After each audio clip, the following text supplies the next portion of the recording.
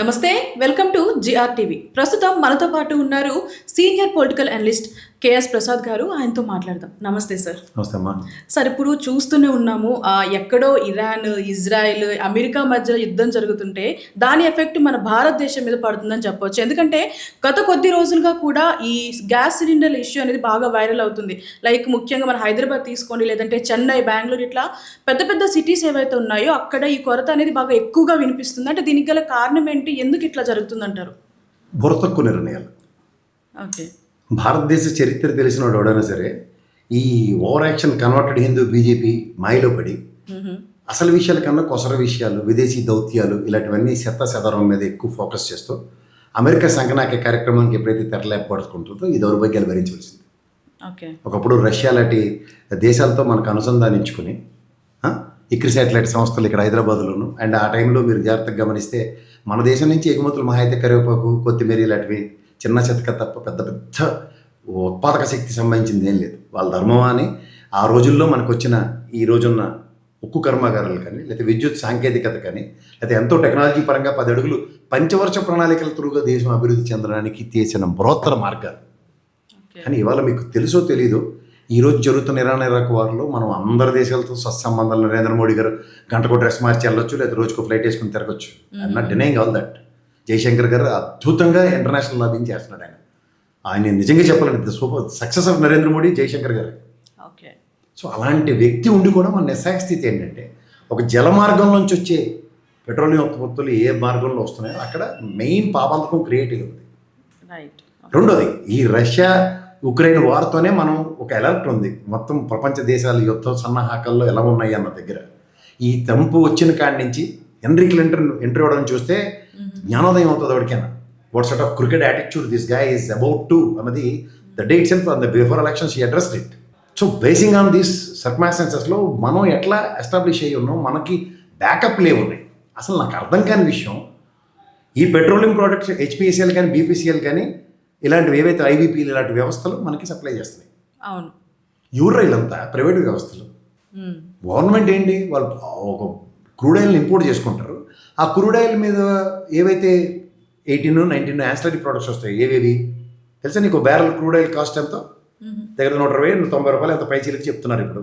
Okay. దాంట్లోంచి petrol వస్తుంది, diesel వస్తుంది, ఏరోప్లేన్ ఆయిల్ వస్తుంది, క్రీజ్ వస్తుంది, మ్యాంగనీస్ వస్తుంది. అలా ఎన్నో రకాల ఉత్పాదకతలతో పాటు వాటి మీద కేంద్ర రాష్ట్ర ప్రభుత్వాలు మన మీద ట్యాక్సులు బాధి మన ప్రజలకు అందిస్తున్నారు. ఆ కంపెనీలకి ఒక్క పెట్రోల్ ప్రోడక్ట్ ప్రజలకి అమ్మేస్తే చాలు, వాళ్ళకి డబ్బులు వచ్చేస్తాయి. మిగిలినవన్నీ ప్రాఫిటే. అందుకే చూడండి, షేర్ మార్కెట్లో దీపావళికి వాళ్ళకి 5 కేజీలు స్వీట్ డబ్బాలను బోనస్లు ఎంత ఇస్తారో, డివిడెంట్లు ఎంత ఇస్తారో చూడండి. వీళ్ళు మనకి ఏది తెలియదు అనుకుని నంగనాచాశాలు వేసుకునే వాళ్ళు కూర్చుని పెట్రోలియం శాఖ మంత్రి ఉన్నాడు, ఏవియేషన్ శాఖ మంత్రి ఉన్నాడు అంటే వీళ్ళందరూ థర్డ్ ఎంపైర్ లెటర్. ఇది ఈ ప్రివెన్షన్స్లో ఇంపోర్ట్లు ఎందుకు పెంచుకోలే? రష్యా నుంచి మొన్నటిదాకా శుభ్రంగా వస్తుంది దగ్గర. ఎవరు మాట విని మీరు మళ్ళీ అమెరికా సన్నిధానంలో చేరింది కాక ఇరాన్, ఇరాక్ పరిస్థితులు ఊహక అందరి విషయాలుగా జరుగుతున్న దౌత్యాలు అన్నీ చూస్తున్నాం. సో ఇంపోర్ట్ చేసుకుంటూ వచ్చిన కష్టం వీళ్ళ మీద ప్రెజర్ పెట్టి ఇంపోర్ట్ చేయించే కార్యక్రమం ఎందుకు చేయలే? గ్యాస్ రిక్వైర్మెంట్ ఎంత ఉందో మనకు తెలుసు కదా. పైపైచి ఈ గవర్నమెంట్ ప్రాణాలకు తెగించి ఒకటి 3 గ్యాస్ సిలిండర్లు ఫ్రీ ఫ్రీ ఫ్రీ అలా బ్రహ్మానందంగా ఫ్రీ ఫ్రీ ఫ్రీ అని అరుచుకొని తిరుగుతున్నారు. నియంత్రణ ఏది? కేంద్ర ప్రభుత్వం నియంత్రణ ఏది? ఇదంతా ఒక ఎత్తి అయితే తెల్లారకు మనకు రేట్లు ఎందుకు పెంచారు మీరు? ఒక కొరత మాట దేవుడు, రేట్లు పెంచి వాళ్ళు రేట్లు లేకుండా ఏం చేస్తారు? ఎకనామిక్స్లో డిమాండ్ అండ్ సప్లై నాకు తెలుసు. నువ్వు డిమాండ్ ఉందని చెప్పి సప్లై పెంచుకుంటేనే రేటు పెంచుతావు. డిమాండ్ ఉంది, సప్లై లేదు, రేట్ ఎందుకు పెంచావు? తమాషాలుగా ఉందా? అంటే జనాలు ఇది ప్రజాస్వామ్యాన్ని పేరు ఎందుకు పెడుతున్నారు? అంటే ప్రజల పరిరక్షణ మీకు పట్టదు. ప్రజలు ఎలా చచ్చిపోయినా అక్కర్లే. 40% పైచీలకి హోటల్ ఇండస్ట్రీ కుదేలే ఉంది దేశవ్యాప్తంగా. రోడ్ల మీద దోశలు వేయడం మానేశారు. ఇవాళ ఒకే రోజు తెలుసామా, ఇవాళ దోశ 30 రూపాయలు 40 రూపాయలు అమ్మేవాడు ఇవాళ 50 రూపాయలు అమ్ముతున్నాడు రోడ్డు మీద. వాడిని తప్పట్టట్లే, ఎందుకంటే గ్యాస్ వాడు బ్లాక్లో కొనుక్కుని వచ్చాడు. 5,000 రూపాయలు అట్లా గ్యాస్ సిలిండర్ తీసుకొచ్చాడు. వాడిని ఏమంటామో చెప్పు, తప్పు కదా. చిన్న ప్రాణాల మీద మీ ప్రతాపాలు. ఈ రిలయన్స్ చోటు ఇక్కడి నుంచి గ్యాస్ ఎత్తుకెళ్ళిపోతున్నాడు మన దగ్గర నుంచి, రాజమండ్రి దగ్గర నుంచి. ఏడు చేస్తుండే గ్యాస్.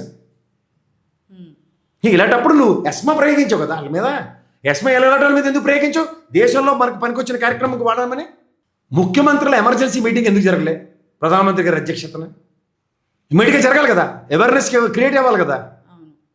అండ్ మీరు చెప్పినట్టు రష్యా నుంచి అరే ఇంటికి ఒకటి పంపించి ప్రాణాలు తినేస్తున్నావు కదా. పైప్ లైన్ బాగోలేదు, పైప్ లైన్ మార్చాలి. ఒక స్టాటిస్టిక్స్ తీసుకోలే, ఒక కాలనీకి ఒకటి పంపించి వారి దగ్గర ఈ స్పేర్ సిలిండర్ ఉంది, వీడికి 3 నెలలు ఇంకా ప్రాబ్లం లేదు, వీడికి ఇప్పుడు సప్లై ఉండదు, వీడు బుక్ చేసినా సరే రీసెంట్ రికార్డ్ది. ఒక అగ్రిగేట్ను ఒక్కొక్క కన్జ్యూమర్ ఎంతసేపు గ్యాస్ కన్జ్యూమ్ చేస్తాడో తెలీదా? ఇప్పుడు గొడవల మీద రైడ్ చేస్తున్నాం. అలాంటి దగ్గర 40 సిలిండర్లు ఉన్నాయి, ఇడి దగ్గర 60 ఉన్నాయి, పట్టుకున్నాం. ఇప్పుడు ఇందులో పట్టుకుంటారు మీరు? నియంత్రణ కోల్పోయి డాబు దర్పంతో రాజకీయాలు చేసుకుంటూ అప్పులు చేసుకుంటూ కాలక్షేపం చేస్తున్నారు. నీకు అడల్ఫ్ హిట్లర్ తెలుసమ్మా? నీకు హిట్లర్ ఇంప్రూవ్డ్ డిప్లొమాటిక్ వెర్షన్ ఎవరంటే నరేంద్ర మోడీ. ఓకే, ఇది గమనించండి ప్రజలు. Adolf Hitler improved diplomatic version. Hitler గట్ల చంపేస్తాం, పొడి చేస్తామని బెదిరించడం కాదు, నాతో పెట్టుకుంటే చాలా డేంజర్, చంపేస్తాం ఆ టైప్. ఇది తెలుసుకోండి ప్రజలు. ఓకే, అంతకని ఇంకేట్లేదు. అంటే సార్ ఇప్పుడు కరోనా ప్రజల్ని గాలికి వదిలేశారు. కంచాలు కొట్టండి, చాలా గోడకేసుకుని కొట్టండి, ఇలాంటి చెడులు తక్కువ ఐడియాలే తప్ప పనికొచ్చింది ఒక్కటి లేదు. ఆ వ్యాక్సినేషన్ రిప్రికేషన్స్ ఎట్లా ఉన్నాయో చూసుకోండి. పునీత్ రాజ్ కుమార్, గౌతమ్ రెడ్డి లాంటి చచ్చిపోయారు అట్టకట్ట మనుషులు. వాళ్ళ మొహాలకి పౌష్టికాహారం లేక చచ్చిపోయారా? దేని మీద కంట్రోల్ చేయాలో దాని మీద కాకుండా పనికిమాలిన విషయాలన్నింటి మీద కంట్రోల్ చేసుకుంటూ శాంతబయోటిక్ ప్రసాద్ గారు ఎంత బాగా చెప్పారు. 2 years మినిమం పడుతుంది ఆన్ వార్ ఫుడ్ బేస్లో చేసినా సరే అని. అక్కడి నుంచి ఫెయిల్యూర్లు కనబడి జనాలు చచ్చిపోయినా సరే జై ఎలక్షన్ కమిషన్ ఎలక్షన్ గెలిచేస్తుంటే అదే ఆన్సర్లు ఇచ్చుకుని తిరిగితే ఇలాగే ఉంటాయి. ఇప్పుడు మనకి గ్యాస్ సిలిండర్ మీద కంప్లీట్గా అమెరికా నుంచి వస్తున్న ఏదైతే సిలిండర్స్ ఉన్నాయో కంప్లీట్గా మనం ఇండియా కానివ్వండి లేదంటే ఏషియా కానివ్వండి 90 to 95% దాని మీద డిపెండ్ అయి ఉంది.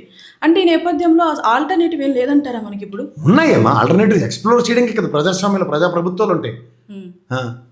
రైట్, ఏం చచ్చిపోగానే ఇంకోటి ఇమీడియట్గా ఇంట్లో పిలిచి ప్రధానమంత్రి చేసేస్తున్నారు కదా, ముఖ్యమంత్రులు చేసేస్తున్నారు కదా.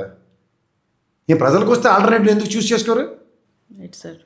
అండ్ అలాగే ఇప్పుడు ఈ గ్యాస్ సిలిండర్స్ ఏదైతే ఉందో మొన్నటి వరకు 25 days వరకు ముందు బుక్ చేసుకోవాలి, 25 days తర్వాత వస్తుందని చెప్పారు. తర్వాత ఇప్పుడు 45 daysకి అది ఎక్స్టెండ్ చేశారు.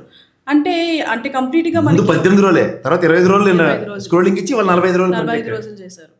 పెంచి అదే అవును, డిమాండ్ సప్లై చేయనంతా మీరే. హర్షద్ మేహతా గారు ఎలాగైతే స్టాక్ మార్కెట్ని కంట్రోల్ చేసినా మీరు కూడా మమ్మల్ని కంట్రోల్ చేసింది. దీనివల్ల ముఖ్యంగా ఇంట్లో వాళ్ళకి కానివ్వండి, ముఖ్యంగా చిన్న చిన్న వ్యాపారులు ఎవరైతే ఉంటారో వాళ్ళకి చాలా నష్టం జరుగుతుంది. ఇందులో కామన్ పీపులే చచ్చిపోతారు. ఇది క్యాపిటలిస్టిక్ గవర్నమెంట్స్. ఇది రైట్, చిన్న చితక కూడా ఎలా చచ్చిపోయినా పర్లేదు వాళ్ళకి. వాళ్ళకి అదానీళ్ళు అంబానీళ్ళు గోపెట్టలో ఉంటే చాలా వాళ్ళకి. ఇప్పుడు ఇంత ఈ క్రైసిస్ కదా, రేపు పొద్దున అనౌన్స్ చేస్తారు చూడు, అపర కుబేరుడు ప్రపంచ కుబేరుడు అంబానీ అయిపోయాడని. అది కావాల్సిన దానికి. మనం ముష్టెత్తుకుని చచ్చినానికి ఎవ్వరికీ పట్టదు. చూడాలి మరి ఈ గ్యాస్ సిలిండర్ల కొరత ఇంకెంతవరకు వెళ్తుంది. అంటే ఇప్పుడు ఈ యుద్ధం మీద డిపెండ్ అయి ఉంటుందా మనకి గ్యాస్ సిలిండర్లు రావాలి? జలమార్గం నుంచి రావడానికి 3.5 kilometers is the biggest hurdle for us. Right, right. కానీ ఇవాళ ఏదో some delegation is going on, some negotiations. దేవుడి దేవల్ల ఇదేస్తే మాత్రం రైట్, చూడాలి అసలు ఏం జరుగుతుంది అనేది. Thank you so much sir.